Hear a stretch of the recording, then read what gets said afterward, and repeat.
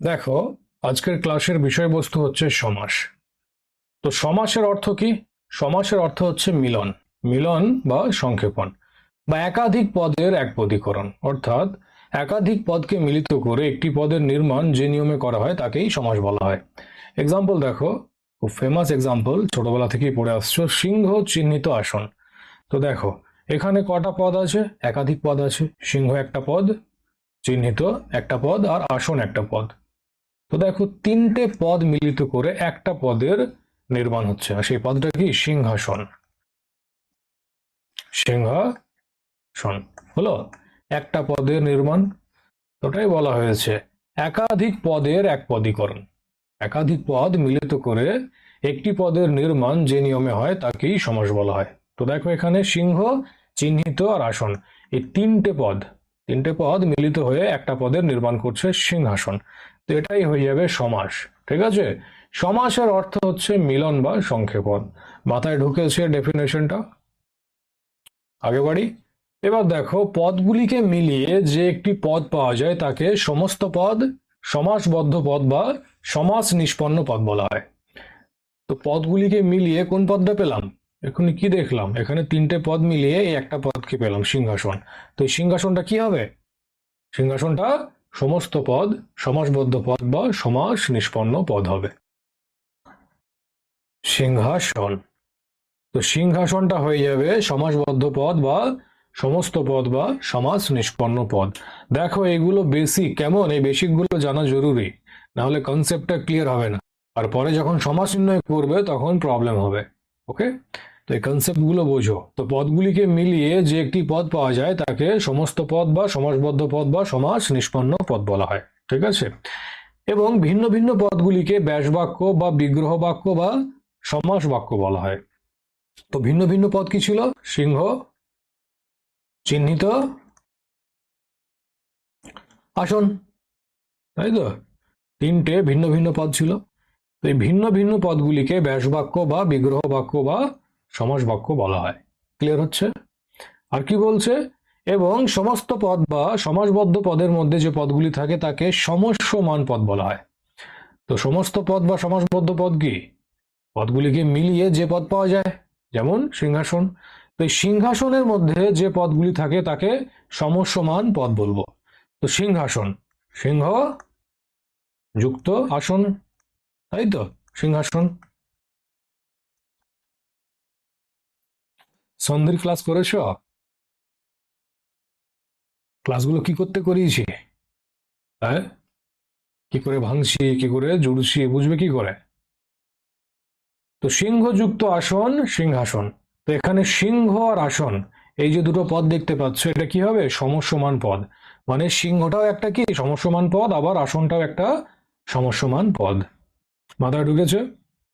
আর এই সমস্যমান পদের আগে যেটা থাকে সেটাকে পুরোপদ বলা হয়, আর পরে যেটা থাকে সেটাকে পরপদ বা উত্তরপদ বলা হয়। আর এখান থেকেই সমাসের গেমটা শুরু হয়। এই যে সমাসগুলি রয়েছে তাদের মধ্যে কিছু সমাসের পূর্বপদ প্রাধান্য পায়, আবার কিছু সমাসের পরপদ বা উত্তরপদ প্রাধান্য পায়। ঠিক আছে? তো এখান থেকেই কনসেপ্টটা তোমার জুড়বে, ওই জন্য এত কিছু বলতে হচ্ছে। তাহলে সোজা আমি এক্সাম্পলে আসতে পারি, যেমন আর পাঁচজন আসছে। ওকে? আগে সব ভাঙি ভাঙি বলে দিচ্ছি যাতে পরে প্রবলেম না হয়। ঠিক? তো সমস্ত পদ বা সমাসবদ্ধ পদের মধ্যে যে পদগুলি থাকে তাদেরকে সমস্যমান পদ বলা হয়। তো সিংহ আর আসন, এই দুটো কি হবে? সিংহ একটা সমস্যমান পদ আর আসনও একটা সমস্যমান পদ। আর সিংহাসন এটা কি? এটা সমস্ত পদ বা সমাসবদ্ধ পদ। আর সিংহ চিহ্নিত আসন, এই যে ভিন্ন ভিন্ন পদ আছে, এগুলো কি? এগুলো ব্যাস বাক্য বা বিগ্রহ বাক্য। ঠিক আছে? দেখো, সমস্যমান পদের আগের বাক্যকে পূর্বপদ এবং পরের বাক্যকে উত্তরপদ বা পরপদ বলা হয়, যেটা এখনই বোঝালাম। এবার দেখো সমাসের প্রকার। তো সমাস সাধারণত 6 প্রকারের হয়। কি কি? দ্বন্দ্ব, কর্মধারয়, তৎপুরুষ, বহুব্রীহি, দ্বিগু আর অবৈভব। তো প্রধান সমাস 6টাই হয়। ঠিক আছে? আর একটা অপ্রধান সমাস হয়, আর সেটা কি? প্রাদিশ সমাস। এটাও দেখবো, পরে দেখবো। তো সমাস প্রধানত 6 প্রকারের হয়: দ্বন্দ্ব, কর্মধারয়, তৎপুরুষ, বহুব্রীহি, দ্বিগু এবং অবৈভব। এবার চলো এক এক করে দেখা যাক কার কি নিয়ম। দেখো, দ্বন্দ্ব সমাস। তো দ্বন্দ্ব সমাসে উভয় পদ প্রধান হয়। ঠিক আছে? এটিতে উভয় পদই প্রধান হয়। এক্সাম্পল দেখো, ঝড় বৃষ্টি। তো যদি আমি বলি যে বাইরে ঝড় বৃষ্টি হচ্ছে, তো কি বলবে? বাইরে ঝড় হচ্ছে না বৃষ্টি হচ্ছে? কি বলবে? আমি যদি বলি যে বাইরে ঝড় বৃষ্টি হচ্ছে, তো তোমরা কি বুঝবে এতে? যে মনে হয় বাইরে বিরাট ঝড় হচ্ছে, কিংবা বাইরে অনেক বৃষ্টি হচ্ছে, এমনটা বুঝবে কি? এমনটা বুঝবে না। তোমরা সোজাসুজি বুঝবে যে বাইরে ঝড় বৃষ্টি হচ্ছে, মানে এখানে ঝড়ও প্রাধান্য পাচ্ছে আবার বৃষ্টিও প্রাধান্য পাচ্ছে, মানে উভয় পদই প্রাধান্য পাচ্ছে। তো এরকম বাক্য কি হবে? তো এই ধরনের বাক্যকে দ্বন্দ্ব সমাসের মধ্যে রাখবো, এরা দ্বন্দ্ব সমাস হবে। ক্লিয়ার হয়েছে? বাবা মা। তো যদি আমি বলি যে আমার বাবা মা কলকাতায় থাকেন, তো কথাটা শুনে তোমরা কি বুঝতে পারছো? যে আমার মা কলকাতায় থাকেন না আমার বাবা কলকাতায় থাকেন? এমনটা সেন্স আসছে? স্পষ্ট সেন্স আসছে যে আমার বাবা মা উভয়ই কলকাতায় থাকে, মানে বাবাটাও প্রাধান্য পাচ্ছে আবার মাটাও প্রাধান্য পাচ্ছে। তো দেখো, বাবা আর মা, তো এটা কি পূর্বপদ, আর এটা উত্তরপদ বা পরপদ। তো পূর্বপদও প্রাধান্য পাচ্ছে আবার পরপদও প্রাধান্য পাচ্ছে, মানে কি উভয় পদই প্রাধান্য পাচ্ছে। তো এটা কি হবে? দ্বন্দ্ব সমাস হবে। মাথায় ঢুকছে? বুঝবে কেমন? মাথাটা ঠান্ডা করে বুঝবে। মেন হচ্ছে বোঝার। একবার বুঝে গেলে এরকম হাজারটা এক্সাম্পলের সাথে ডিল করে নেবে। ওই মুখস্থ করে করে গ্রামার হয় না, ঠিক আছে? ব্যাকরণ বোঝার জিনিস। নেক্সট, চা বিস্কুট। তো আমি যদি বলি তোমাদের মধ্যে একজনকে চা বিস্কুট খাবে, আমি জিজ্ঞেস করলাম, ঠিক আছে? তো এর মানে কি? আমি তোমাকে চা খেতে দেবো না বিস্কুট খেতে দেবো? আমি বললাম যে চা বিস্কুট খাবে, এর মানেটা কি? আমি তোমাকে চা খেতে দেবো না বিস্কুট খেতে দেবো? আমি তোমাকে চা আর বিস্কুট দুটোই দেবো। তার মানে এখানে চাও প্রাধান্য পাচ্ছে আবার বিস্কুটও প্রাধান্য পাচ্ছে, মানে পূর্বপদও প্রাধান্য পাচ্ছে আবার উত্তরপদও প্রাধান্য পাচ্ছে, মানে উভয় পদই প্রাধান্য পাচ্ছে। তো কি হবে চা বিস্কুটটা? দ্বন্দ্ব সমাস। এগুলো বুঝতে যাতে সমস্যা না হয় ওই জন্য এতক্ষণ ধরে এগুলো সব ধরে ধরে বোঝালাম, যে পূর্বপদ কি, পরপদ কি, তারপর সমসমান পদ কি, ব্যাস বাক্য কি বা বিগ্রহ বাক্য কি, বা সমস্ত পদ কি বা সমাসবদ্ধ পদ কি। ঠিক আছে? তো অ্যাডভান্স লেভেলে যখন টানবো না, তখন কুল কিনারা খুঁজে পাবে না এগুলো না বলে রাখলে, ভাববে কি বলছে কে জানে। ঠিক আছে? তো এই যে এখানে এক্সাম্পল গুলো করাচ্ছি, দ্বন্দ্ব, তারপর বহুব্রীহি, অব্যয়ীভাব, ঠিক আছে? তো এগুলো খুবই মামুলি জিনিস, বেসিক জিনিস, এগুলো অ্যাডভান্স না। ঠিক আছে? অ্যাডভান্স দেখবে, একটু পরে দেখবে, আজকে ক্লাসে হবে না, নেক্সট ক্লাসে দেখাবো। তো সেগুলো বোঝার জন্য এই কনসেপ্ট গুলো ক্লিয়ার থাকা দরকার, নাহলে ফেসে যাবে, আটকে যাবে। তো আশা করছি পুরো পদ কি পরপদ কি এগুলো মাথায় ঢুকেছে। ঠিক আছে? আর দ্বন্দ্ব সমাস কাকে বলে ক্লিয়ার হয়েছে। তো কি হবে? তো দ্বন্দ্ব সমাসে উভয় পদ প্রধান হয়, মানে উভয় পদ প্রাধান্য পায়, পূর্বপদও আবার পরপদও। যেমন ঝড় বৃষ্টি, বাবা মা, চা বিস্কুট ইত্যাদি। ওকে, এবার দেখো বহুব্রীহি সমাস। কি বলা হয়েছে? এটিতে তৃতীয় পদ প্রধান হয়, মানে তৃতীয় কোনো একটা পদ প্রাধান্য পেয়ে যায়। এখানে না তো পূর্বপদ প্রাধান্য পায় না তো পরপদ প্রাধান্য পায়, কোনো একটা তৃতীয় পদ মজা নিয়ে চলে যায়। দেখো উদাহরণ কি বলছে। গায়ে হলুদ। তো গায়েটা কি আর হলুদটা কি? গায়েটা পূর্বপদ আর হলুদটা পরপদ বা উত্তরপদ, তাই তো? তো গায়ে হলুদ মানে কি? আমি যদি তোমাকে বলি আমি রাজুর গায়ে হলুদে যাচ্ছি, তো এটা শুনে কি বুঝতে পারছো? যে আমি রাজুর গায়ে যাচ্ছি, মানে গিয়ে ওর গায়ে চেপে দেবো, না আমি ওর হলুদে গিয়ে ঢুকে দেবো? এরকম কোনো সেন্স পাচ্ছ? আমি রাজুর গায়ে হলুদে যাচ্ছি, মানে আমি রাজুর গায়ে যাচ্ছি না হলুদে যাচ্ছি? এটা থেকে কি বুঝতে পারছো? গায়ে হলুদ একটা অনুষ্ঠান, বিয়ে বাড়িতে গায়ে হলুদের একটা অনুষ্ঠান হয়, মানে আমি সে অনুষ্ঠানটাই যাচ্ছি।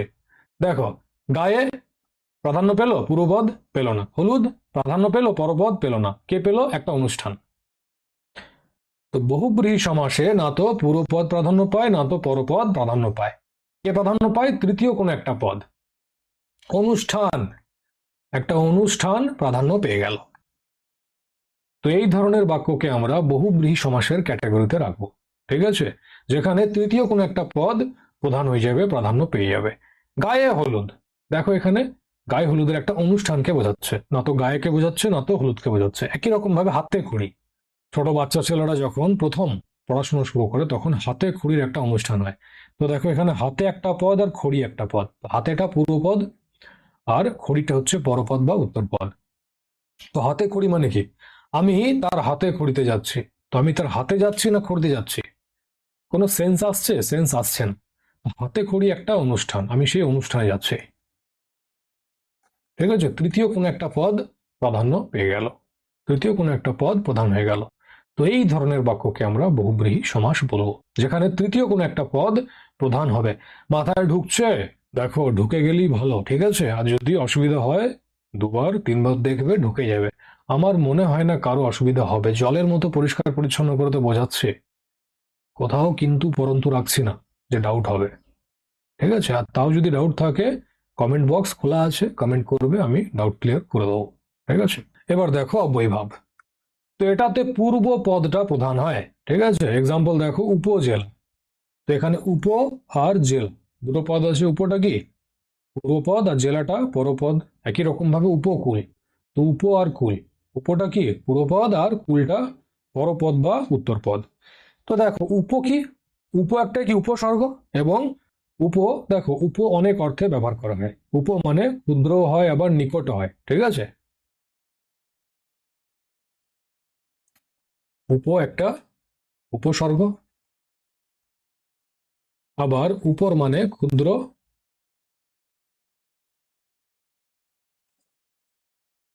নিকট। ঠিক আছে, এগুলিও হয়, মাথায় থাকবে। উপ মানে ক্ষুদ্র হয় আবার নিকট হয়। তো এখানে বলা হয়েছে উপজেলা। উপজেলা মানে কি জেলা? যদি জেলা হতো তাহলে পরপদটা প্রাধান্য পেত। তো পরপদ প্রাধান্য পেলে অন্য কোনো সমাস হতো, অবৈভাব হতো না। এখানে বলা হয়েছে পূর্ব পদটা প্রধান হবে, মানে উপটা প্রাধান্য পাবে। তো উপজেলা মানে কি জেলা? জেলা নয়, মানে জেলার একটা ক্ষুদ্র অংশ। এটা যদি জেলা হয় তো জেলার একটা ক্ষুদ্র অংশকে উপজেলা বলা হয়। তার মানে উপটা প্রাধান্য পাচ্ছে, বুঝতে পারছো? তার মানে কি পুরো পদটা প্রাধান্য পাচ্ছে। তো এই ধরনের বাক্যকে আমরা অব্যয়ভাবের ক্যাটাগরিতে রাখবো। এগুলো অব্যয়ভাব সমাস হবে। মাথায় ঢুকছে? উপজেলা, উপজেলা মানে জেলা নয়, জেলার একটা ক্ষুদ্র অংশ, অর্থাৎ ক্ষুদ্র বা উপটা প্রাধান্য পাচ্ছে, অর্থাৎ পূর্বপদটা প্রাধান্য পাচ্ছে। ঠিক আছে, এবার দেখো উপকূল। তো উপকূল মানে কি? উপকূল, উপ মানে কি ক্ষুদ্র বা নিকট, আর কুল মানে কি? কুল মানে তীর বা কিনারা, তাই তো। তো উপকূল মানে কি কিনারাকে বোঝাচ্ছে, নদীর উপকূল বা সমুদ্রের উপকূলবর্তী এলাকা। তো উপকূল মানে কি কিনারাকে বোঝায়? কুল মানে কিনারা বা তীর হয়, বুঝলাম, বাট উপকূল মানে কি? উপকূল মানে হচ্ছে নিকটবর্তী অংশ, কিনারার নিকটবর্তী অংশ। তো এটা যদি কিনারা হয়, কিনারার নিকটবর্তী অংশকে উপকূল বলবো। তার মানে কি এখানে উপটা নিকটবর্তী স্থানটা প্রাধান্য পাচ্ছে, মানে পূর্ব পদটা প্রাধান্য পাচ্ছে। তো এটা কি হবে? অব্যয়ভাব সমাস হবে। মাথায় ঢুকেছে? তো আরেকবার বলি, দ্বন্দ্ব সমাসে উভয় পদ প্রধান হয়, বহুব্রীহি সমাসে তৃতীয় পদটা প্রধান হয়, আর অব্যয়ভাবে পূর্ব পদটা প্রধান হয়। ঠিক আছে, তাহলে এখান থেকে কি বুঝতে পারছো? দ্বন্দ্ব সমাসে উভয় পদ প্রাধান্য পাচ্ছে, আর বহুব্রীহি সমাসে কোনো পদই পাচ্ছে না, কোনো একটা তৃতীয় পদ প্রাধান্য পেয়ে যাচ্ছে। তার মানে কি এরা দুজনা একে অপরের বিপরীত। বহুব্রীহি আর দ্বন্দ্ব, এরা দুইজনা একে অপরের বিপরীত সমাস তো। হ্যাঁ, তো এখানে ওই নোটটাই দেওয়া আছে যে দ্বন্দ্ব সমাসে সবগুলি পদই প্রাধান্য পায়, কিন্তু বহুব্রীহি সমাসে কোনো পদই প্রাধান্য পায় না, অর্থাৎ এরা একে অপরের বিপরীত সমাস। মাথায় রাখবে, এখান থেকে কোয়েশ্চেন ফ্রেম করে দেয়। ঠিক আছে, এমসিকিউ কোয়েশ্চেন ফ্রেম করে দেবে। তো দ্বন্দ্ব আর বহুব্রীহি এরা একে অপরের বিপরীত সমাস। এবার দেখো কর্মধারয়, তৎপুরুষ, দ্বিগু আর প্রাদি সমাস। তো আমাদের দ্বন্দ্ব, বহুব্রীহি আর অব্যয়ীভাব তিনটে সমাস কমপ্লিট হয়ে গেল। এবার আমরা দেখব বাকি চারটেকে, কর্মধারয়, তৎপুরুষ, দ্বিগু আর প্রাদি। দ্বন্দ্বয় কি বললাম? যে উভয় পদ প্রাধান্য পাবে। বহুব্রীহিতে কোনো পদই প্রাধান্য পাবে না, অন্য একটা তৃতীয় কোনো একটা পদ প্রাধান্য পেয়ে যাবে। আর অব্যয়ীভাবে কি হবে? অব্যয়ীভাবে পূর্ব পদটা প্রাধান্য পাবে। ঠিক আছে, তাহলে পড়ে থাকলো কি উত্তরপদ বা পরপদ। তো এই যে বাকি চারটে সমাস দেখছো, এই চারটে সমাসেই পরপদ বা উত্তরপদটা প্রাধান্য পায়। ঠিক আছে, আর সমস্যাটা এরাই পাকায়। এরা তো ইজি ইজি, আরামসে করে দেবে, ঝামেলা নেই। যে ওইভাবে পূর্বপদ প্রাধান্য পাবে। ঠিক আছে, তোমার দ্বন্দ্বে উভয় পদই প্রাধান্য পাবে, এটাও ঠিক আছে। আর বহুব্রীহিতে কোনো পদই প্রাধান্য পাবে না, এটাও ঠিক আছে। বাট দেখো এখানে চারটেতেই বলছে যে উত্তর পদ বা পরপদ প্রাধান্য পায়। ঠিক আছে, তো বুঝবে কোন ক্ষেত্রে কোন সমাসটা হবে। ঠিক আছে, মাথা ঠান্ডা করে বুঝবে।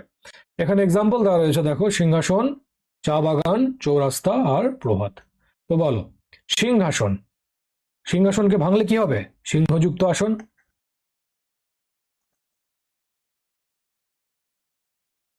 আসন। তো যদি বলা হয় চন্দ্রগুপ্ত মৌর্য সিংহাসনে বসলেন, তো এটা শুনে কি সেন্স আসছে?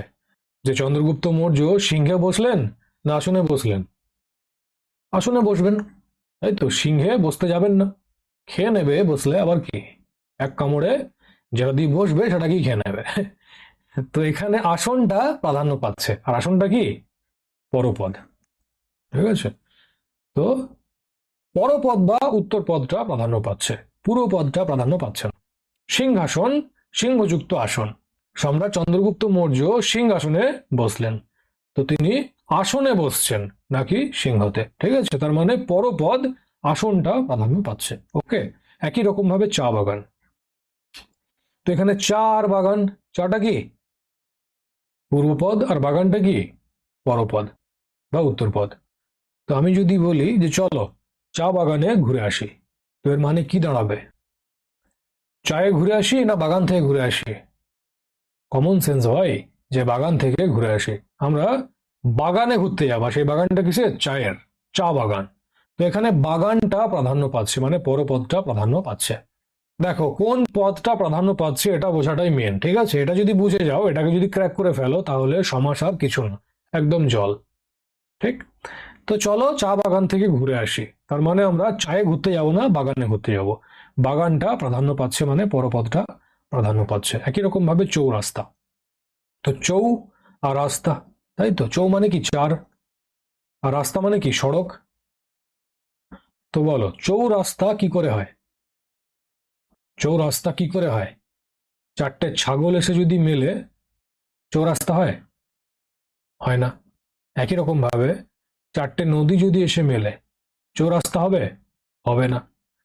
চারটে সড়ক যদি এসে মেলে সেটাকে চৌরাস্তা বলা হয়। তার মানে সড়কটা প্রাধান্য পাচ্ছে, অর্থাৎ পরপদ বা উত্তর পদটা প্রাধান্য পাচ্ছে, তাই তো। এবার দেখো প্রভাত, তো প্র আর ভাত, তাই তো। প্রটা কি? পূর্বপদ, আর ভাতটা হচ্ছে উত্তর পদ বা পরপদ। এবার বলো এখানে কোন পদটা প্রাধান্য পাচ্ছে? তো প্র মানে কি? প্র হচ্ছে একটা উপসর্গ। ঠিক আছে, উপসর্গ, যা উৎকৃষ্ট অর্থে ব্যবহৃত হয়। উৎকৃষ্ট।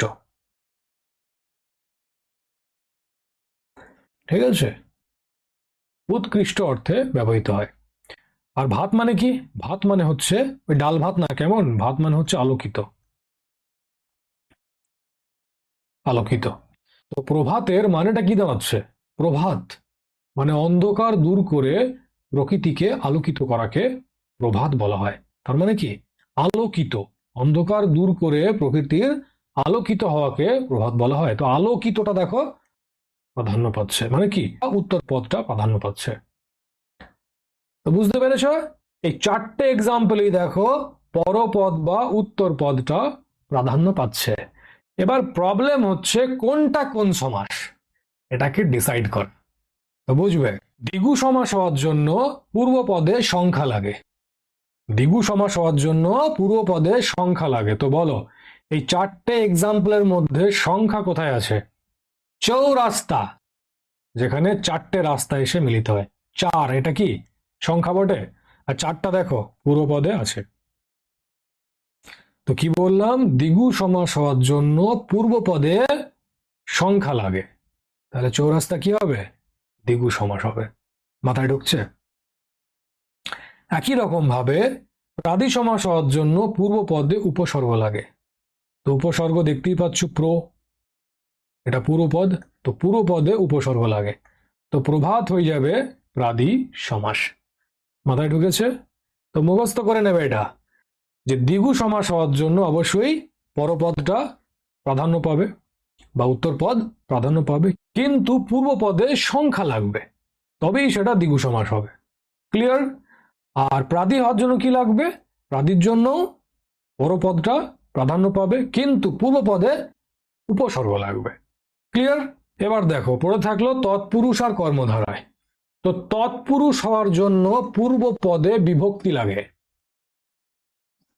পূর্ব পদে বিভক্তি লাগে। কারক বিভক্তির ক্লাস করেছ? যারা পিএসসি মিসলেনিয়াস আর ওয়েস্ট বেঙ্গল পুলিশ এসআই এর যে মেন্স হয়, মেন্সে বাংলার পেপার থাকে, তো ডেসক্রিপটিভ হয়, তো ডেসক্রিপটিভ পড়ানোর আগে আমি বাংলা ব্যাকরণটাকে ক্লিয়ার করি, ঠিক আছে? আগে ওর কনসেপ্টটা বোঝাই, তারপরে ডেসক্রিপটিভ গুলো করাই। আর একই রকম ভাবে ইংলিশ ডেসক্রিপটিভ করানোর আগেও আমি ইংলিশ যে গ্রামার সেটাকে ক্লিয়ার করাই, তারপরে ডেসক্রিপটিভ রাইটিংটাকে করাই। কারণ গ্রামার ক্লিয়ার না থাকলে, ব্যাকরণটা যদি ক্লিয়ার কাট না থাকে না, লিখতে পারবে না, অনেক ভুল করে দেবে। তো ওই জন্য আগে ব্যাকরণটাকে ক্লিয়ার করানো হয়। তো যারা করেছো কারকের ক্লাস, বিভক্তির ক্লাস, তারা বুঝতে পারছো। এবার চাইবে আমি সমাসের ক্লাসে বিভক্তি বলি, সেটা কি করে হবে? হবে না, ঠিক আছে? অমনি করে পড়াশোনা হয় না, না তো পড়া হয় না তো পড়ানো হয়। যখন যেটার কাজ তখন সেটাকে করা হয়, সবগুলো এক জায়গাতে হয় না। আমি হাওড়া থেকে দিল্লি যাচ্ছি, ঠিক আছে? হাওড়া থেকে দিল্লি, দিল্লিটা হচ্ছে সমাস, আর তার মাঝখানে একটা স্টেশন আছে আসানসোল, যেটা হচ্ছে বিভক্তি। তো আমি বিভক্তি বোঝালে আমাকে আসানসোলে নামতে হবে, দিল্লি আর যাওয়া হবে না, আমার সমাস আর বোঝানো হবে না, ঠিক আছে? তো করিয়েছি, যারা করো নাই করো। তো প্রত্যেক জায়গায় এভাবে ঢোকা সম্ভব না, ওকে? ওই আসানসোলে নামা হয়ে যাবে, দিল্লি আর যাওয়া হবে না। আর এই কাজটা তোমরা সব জায়গাতেই করো। এখন ইতিহাসের ফাউন্ডেশন ক্লাস চলছে, তো খুব কম জনাই দেখছো।